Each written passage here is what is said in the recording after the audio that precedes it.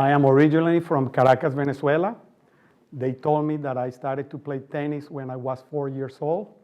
My dad, that was a tennis nut, and he was a tennis fanatic.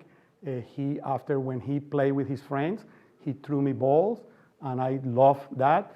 They also tell me that after I used to get all his friends' racket and carry them around. So I started to be more involved in tennis as I grew up. Before I became a true tennis player, I was a swimming champion. I swam at my club, at the Altamira Tennis Club in Caracas, Venezuela. And then after a few competitions, I decided that tennis was my sport because getting up at 5 o'clock to train swimming, it wasn't my cup of tea, especially when I was about 9 or 10 years old. So I started to practice a lot, and I loved the game right away.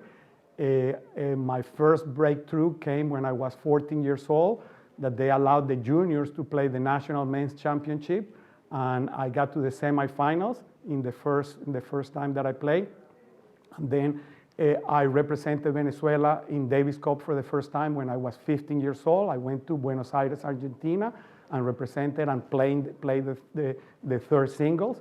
Then I won the Venezuelan National Championship when I was 16 years old, and that really got me motivated.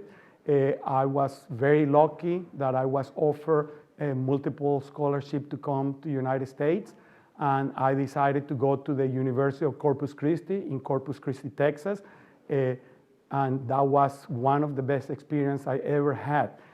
Coach Bob Mapes was like my second father. He was truly a caring person. I played 4 years over there, and then after I decided to turn professional. I played on the Pro Tour for 10 years, traveled all over the world, played Davis Cup for Venezuela for 18 years, and it was an honor for me to represent Venezuela, on the tour. On the tour, it was different than what is now. The money wasn't the same. We stay a lot of times in private homes. We play in clubs. But I love it, and it was a fantastic experience. Probably my two biggest achievements were, number one, beating my childhood idol, Rod Laver, in 1977 in Queens Club. And second, it was when we, Venezuela, as a team, won the South American Games for the first and only time so far. And that was very big for us because it was kind of like a Davis Cup format. And when we came back from Bogota, Colombia, that is where we play, we got a hero's welcome, and that was very special. And that was probably the two highlights of my playing professional career. After that, I had this burning desire to continue in tennis and to help the people that have helped me and to keep growing the game.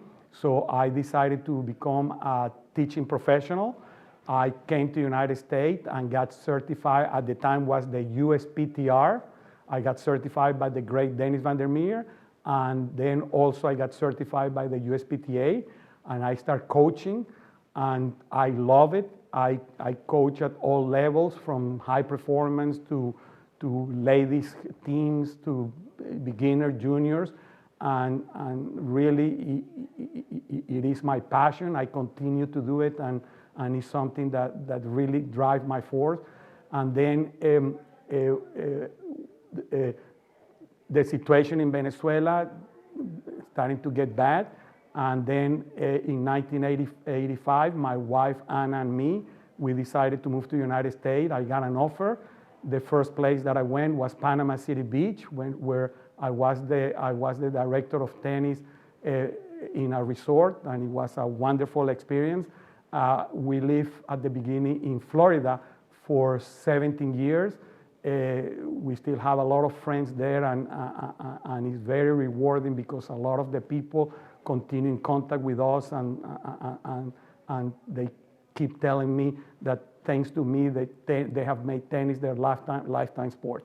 And then after I moved to Lexington, South Carolina, where I became the director of tennis. I was in charge of 2 facilities with 51 courts, and then I retired at the end of last year, and I'm really thankful for the opportunity that tennis has given me throughout my life.